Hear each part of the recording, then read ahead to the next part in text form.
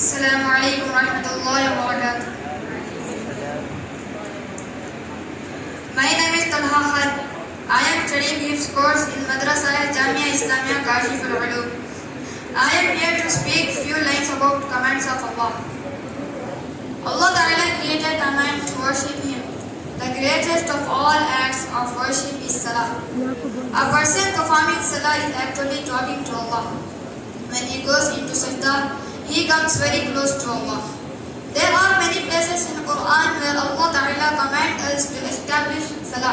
In fact, Salah is such an important act of worship that Allah Ta'ala called our Prophet Muhammad sallallahu alaihi wasallam to the heavens and gave him the command of Salah and made it firm on every Muslim to perform it 5 times daily. Prophet Muhammad sallallahu alaihi wasallam performed his Salah regularly throughout his life.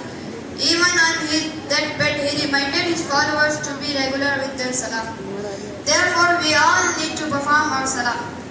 May Allah grant us all the ability to perform 5 times Salah regularly. Ameen. Wa akhiru da'wana alhamdulillah.